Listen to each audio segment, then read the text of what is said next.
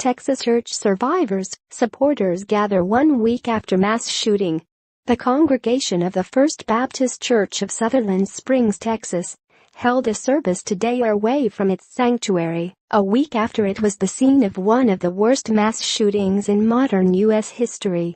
The few dozen congregants relocated a half-mile away for their Sunday services and saw their ranks swell by hundreds as people from near and far flocked under a propped-up tent at a baseball field to start healing. Together, they mourned the loss of 26 people, mostly children and an infant, killed by Devin Patrick Kelly, who wore tactical gear and a gold skull-faced mask as he unloaded on helpless congregants with a high-powered rifle. He also injured 20 people before attempting to make a getaway. He died after being chased down by 2 Good Samaritans when, local authorities said, he crashed his truck and turned the gun on himself. The church's pastor Frank Pomeroy, who lost his 12-year-old daughter Annabelle in the mass shooting, and afterward told ABC News she was one very beautiful, special child, delivered a moving sermon advocating to plot forward. "We have the freedom to choose, and rather than choose darkness like the young man did that day, we choose the light," he said, according to the ABC News affiliate KSAT.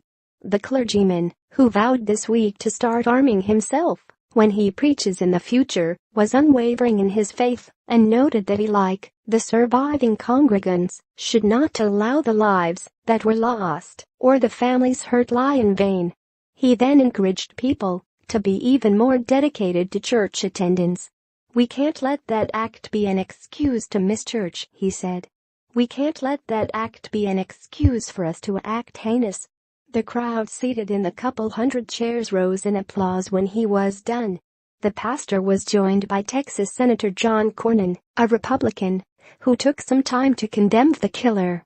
"He was a guy who seemed to never get his act together," said Cornyn, before slammed the breakdown in the background check system, where Kelly's criminal assault of his wife and child years ago was never formally inputted into the proper database by the Air Force. "The one thing we know for sure is this individual should not have been able to legally purchase a firearm," Cornyn added. The politician also said that he is working to bring bipartisan legislation this week to prevent the fix this broken background check system. He also said that the Air Force miss on Kelly isn't isolated. "It's not just the Air Force," he said. "It's across the Department of Defense. Some of it has to do with the fact that under the Uniform Code of Military Justice, some of the offenses don't bear the same name as it would appear in civilian courts.